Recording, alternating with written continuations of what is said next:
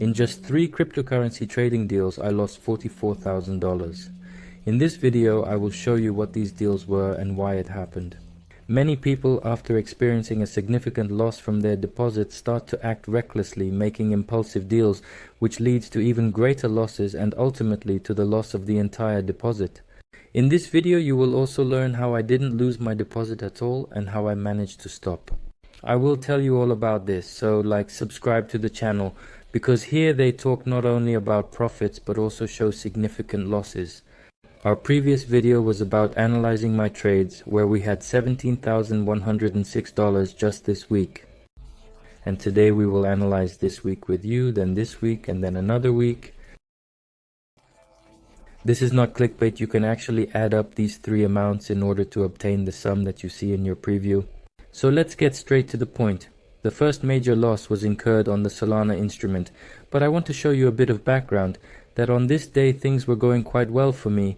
There was a profit of around $4,500, even close to $5,000.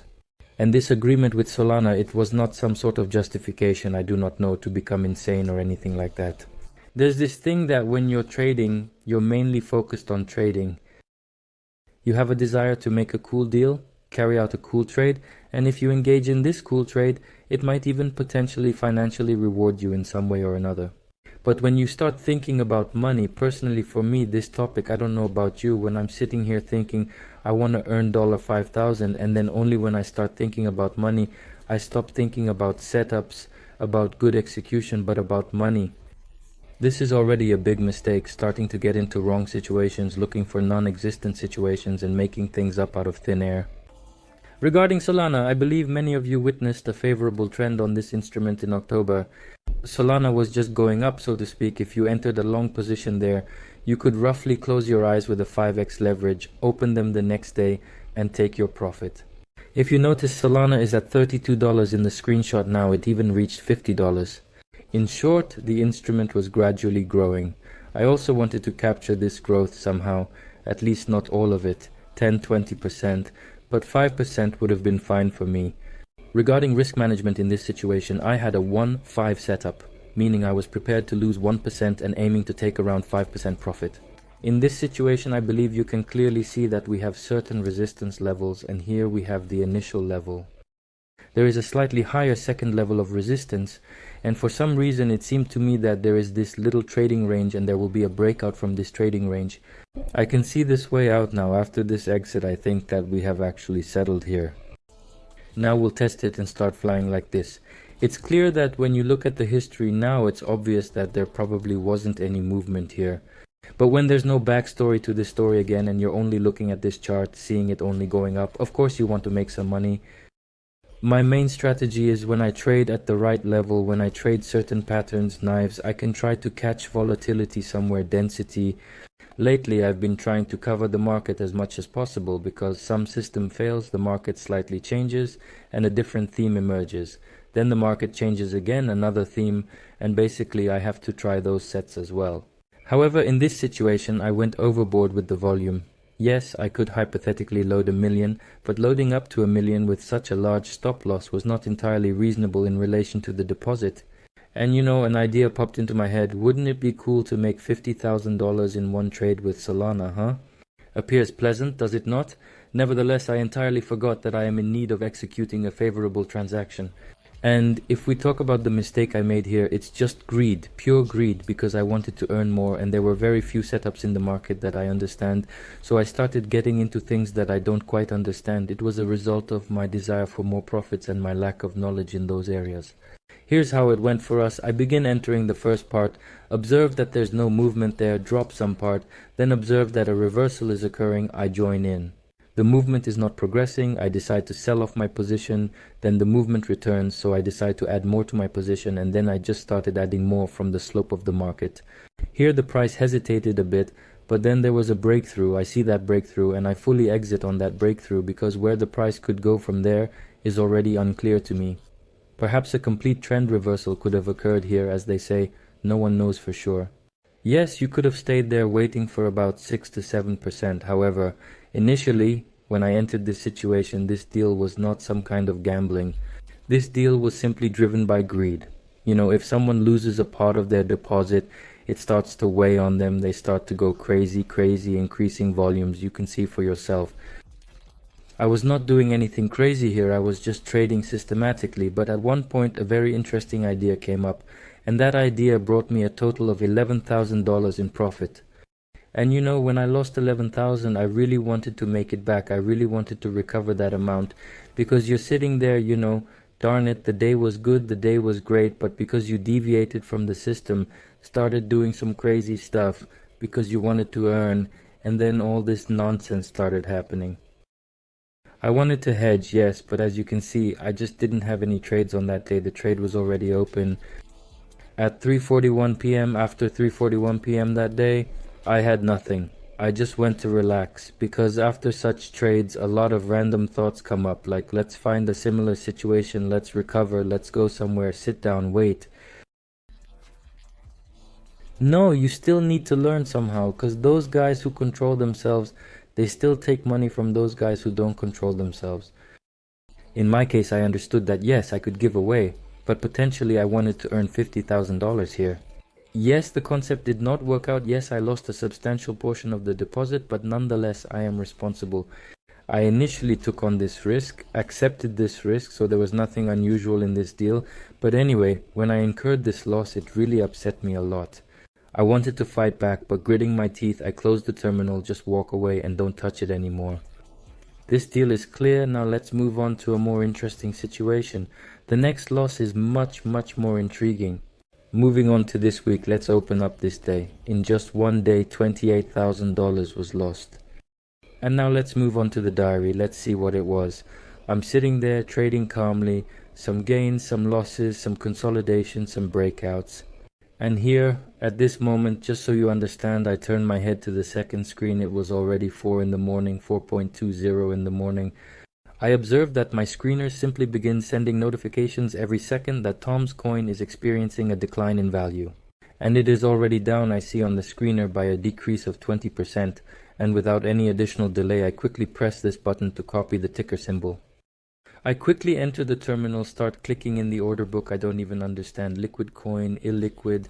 I had a volume of $20 there. It was at $20, and I just click as much as it allows me to at $20. I just start clicking in the order book because I understand that sooner or later the coin will be bought back. And also looking at the tape at that moment, it seemed to me that the tape had already stopped, that I could just click there. As usual, what happens is that we have a sell-off at the stops, we fall, then suddenly they start buying back and our stops are over, and in principle everything is okay. The instrument is bought back. But if this coin is illiquid for us, and if someone just took a huge volume, just dumped it on the market, what stops will there be? There won't be any stops there. The guy dumped the volume, that volume went into the market, no one bought the coin, no one is interested. However, at that moment I didn't consider it. I simply observed that the coin had decreased by 20%. I perceive that it can be repurchased, and I comprehend that there might be some growth, maybe around 10%. Well, I desired to acquire it at that time. I continue clicking, observe that there is no movement, simply begin pressing the D button. I just press the D button thinking, well, no big deal, I'll just log back in. I log back into this situation, start clicking away, immediately set a stop at 1%, then there's a bam second, I get kicked out again. I'm like, oh my gosh, what kind of nonsense is this? Then I'm thinking, okay, I need to click properly. I am just sitting here with this $20 bill, clicking in the glass, starting to purchase the glass myself.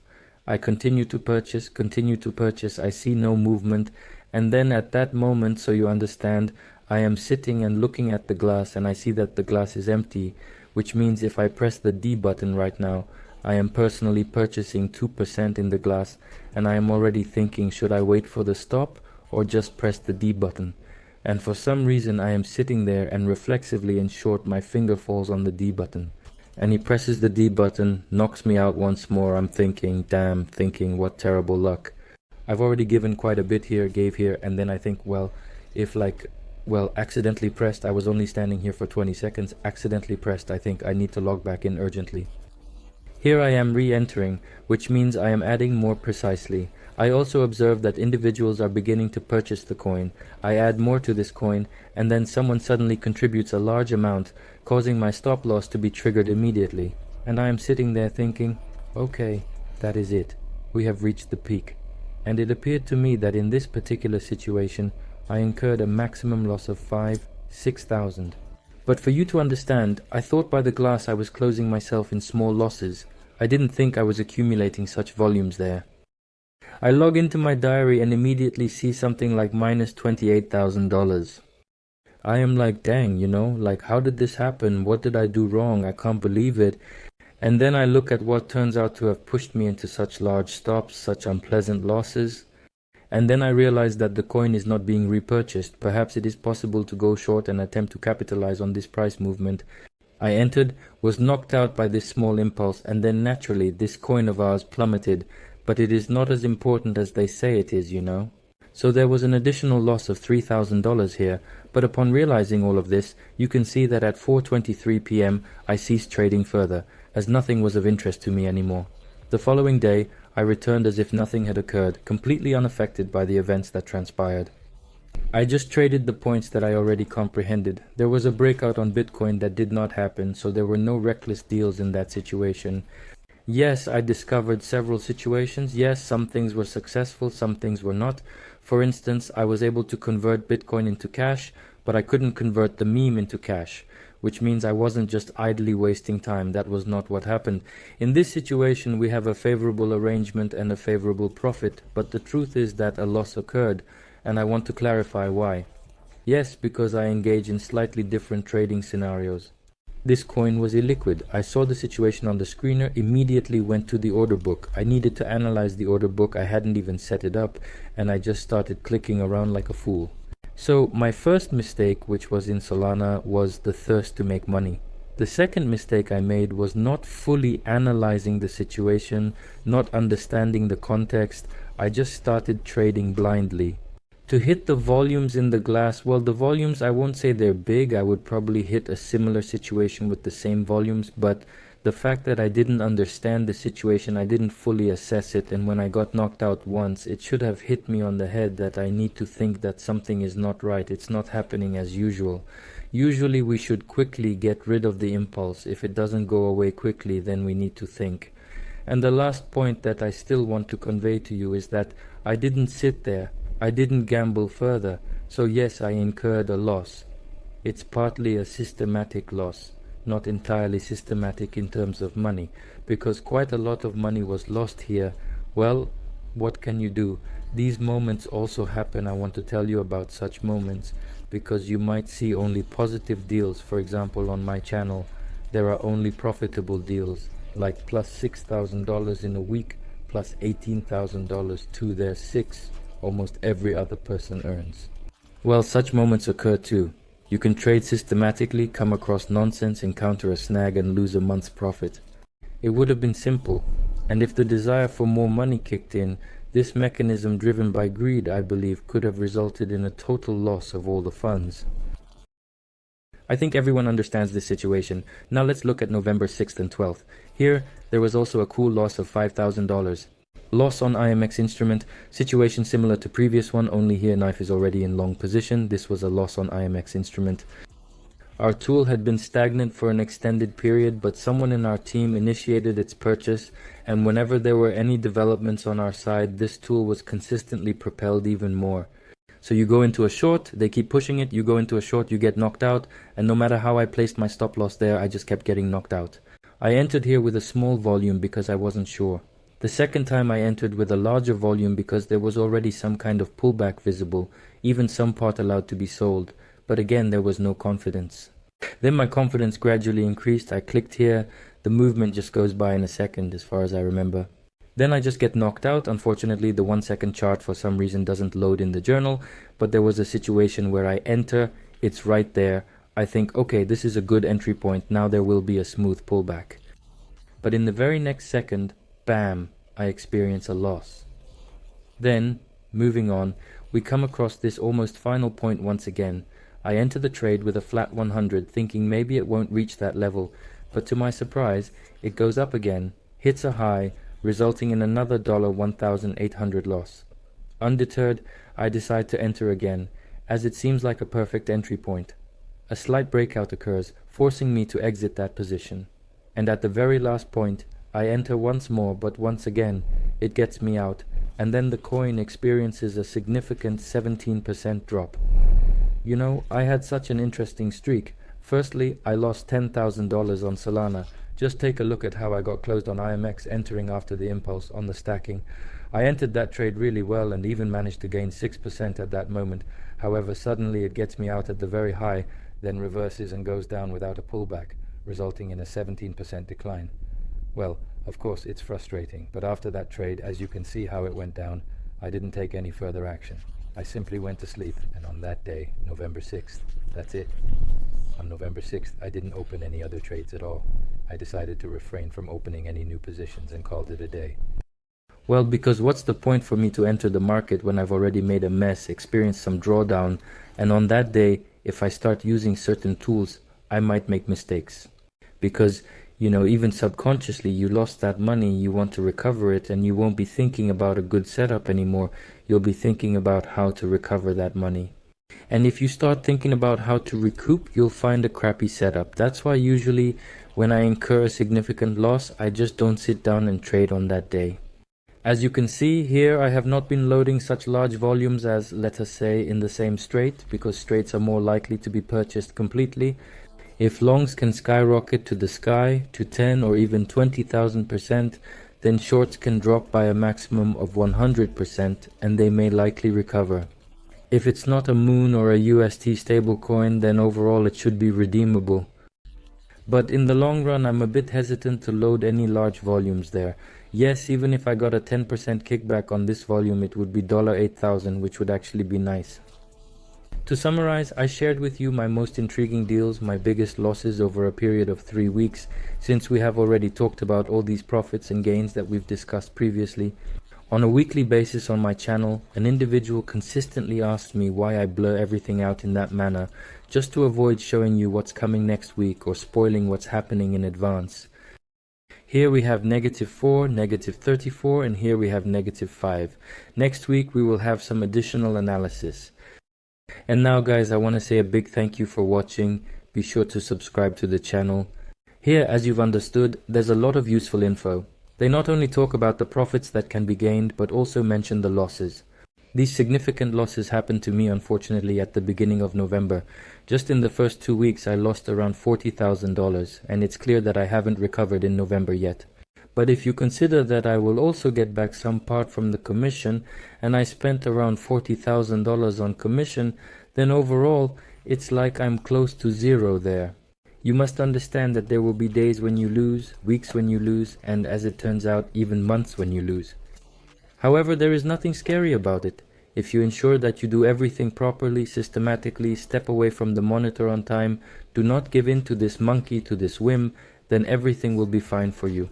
If the system is not working, refine it until it does. Personally, through my own example, I have shown that even in challenging situations, even with significant losses, even with inflated risks and major setbacks, you can always step away from the computer, set aside all those trading matters and calmly focus on living your life. Yes, of course, not with the same mood anymore, but nevertheless, there's nothing terribly wrong with that. And most importantly, remember to always risk only what you are willing to lose. Don't risk something that, if lost, will lead you into a deep depression. Don't risk if $1,000 is a lot and you're afraid to lose $100, avoid taking risks. Only risk a tenner. For me, at that particular moment, obviously it struck me, but it is not like, if I were to get lost in that place, I would be completely messing up everything. I was building up this deposit from a small amount, so by building it up to a large sum, losing some part of it is not a big deal. I know that if I continue to act according to the same rules as before, I will continue to deplete this deposit in the same way. No scary sights. Best of luck to all. Profit, happiness, peace, kindness. Goodbye for now.